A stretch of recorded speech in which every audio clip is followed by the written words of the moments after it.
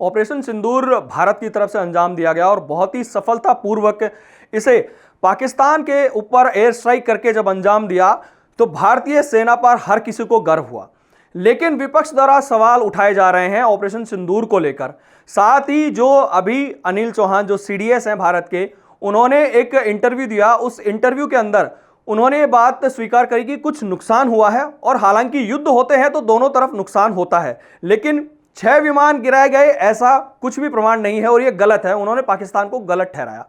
लेकिन इसी बात को विपक्ष उठाकर और प्रेस कॉन्फ्रेंस उन्होंने करी। जो खड़गे हैं राष्ट्रीय अध्यक्ष कांग्रेस के, उन्होंने यहां तक कह दिया और कांग्रेस के कई नेताओं ने भी मांग करी कि ऑपरेशन सिंदूर की जांच करी जाए, जो कि कारगिल स्टैंडिंग कमेटी जिस तरीके से बनी थी उस युद्ध की, उसी तर्ज पर उन्होंने कमेटी बनाने की मांग करी और इस ऑपरेशन की जांच की मांग करी है। इसको लेकर जो पूर्व सांसद और भारतीय कुश्ती संघ के पूर्व अध्यक्ष ब्रजभूषण शरण सिंह ने करारा निशाना साधा है। उन्होंने कहा है कि ये लोग पाकिस्तान की भाषा बोल रहे हैं। उन्होंने कड़ा प्रहार करते हुए कहा है कि इस तरीके के बयानबाजी से कहीं ना कहीं देश के खिलाफ ये बातें जाती हैं। साथ ही उन्होंने कहा कि अगर इस तरीके की जांच की मांग हो रही है तो जब देश का जब विभाजन हुआ आजादी के वक्त, उसकी भी जांच होनी चाहिए। साथ ही उन्होंने कहा कि 1971 में जो युद्ध हुआ उसमें जो 92,000 से ज्यादा बंदी छोड़े गए पाकिस्तान के, वो क्यों छोड़े गए, सेना को वापस क्यों बुला लिया गया। उन्होंने ये भी कहा कि इसके अलावा और भी बहुत सारी बातें हैं जिनकी कहीं ना कहीं जांच होनी चाहिए। मुंबई में जो हमला हुआ, आपने उसमें क्या कार्रवाई करी, बहुत सारी बातों को लेकर ब्रजभूषण शरण सिंह गुस्सा नजर आए। साथ ही उन्होंने कहा कि हमारे देश में अगर हमारी सेना ने कोई पराक्रम का काम किया है, उस पर अगर हम सवाल उठा रहे हैं तो वो गलत बात है। अगर किसी को कोई जांच चाहिए, कोई बात चाहिए, अगर किसी को कोई सवाल उठाना है तो आप जो संसद है वहां पर अपनी बात रख सकते हैं। लेकिन ऐसे बयान कहीं ना कहीं पाकिस्तान के लिए हो सकते हैं और पाकिस्तान इन बयानों को उठाकर अपने ही देश पर निशाना साधता है। ऐसा ब्रजभूषण शरण सिंह ने कहा है कि ऐसी बयानबाजी नहीं, किसी भी तरीके से किसी भी नेता को नहीं करनी चाहिए। साथ ही उन्होंने राहुल गांधी को भी इस मामले में लपेट लिया। उन्होंने कहा कि देश के प्रधानमंत्री के तौर पर कांग्रेस उन्हें देख रही है, लेकिन ऐसा नहीं होगा। ब्रजभूषण शरण सिंह यही नहीं रुके, बहुत सारी बातों को लेकर उन्होंने कड़ा प्रहार करते हुए कहा कि किसी भी तरीके से हम अगर अपने देश को लेकर अच्छी बातें करते हैं या देश के विकास के लिए बातें करते हैं, देश की सेना अगर कुछ अच्छा काम कर रही है तो उसके लिए हमें पॉजिटिव बात करनी चाहिए। हमें गंभीर रूप से इन बातों को लेकर चर्चा करनी चाहिए, ना कि इन पर सवाल उठाना चाहिए। बहुत सारी बातों को लेकर वो गुस्सा नजर आए। देखिए उनका ये बयान। देखिए, जो सीडीएस का बयान है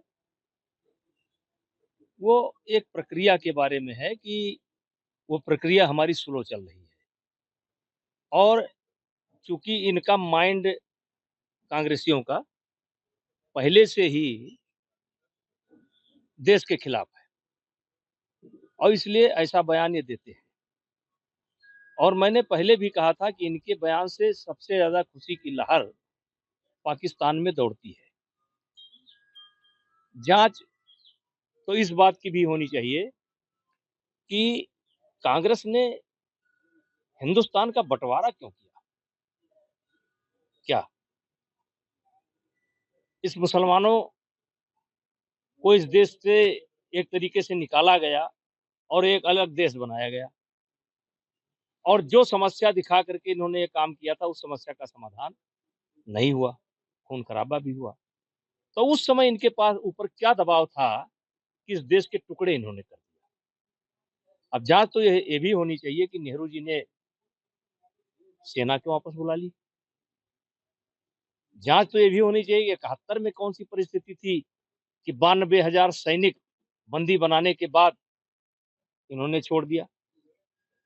जांच तो ये भी होनी चाहिए कि जब बॉम्बे में अटैक होता है तो आपने क्या कार्रवाई की।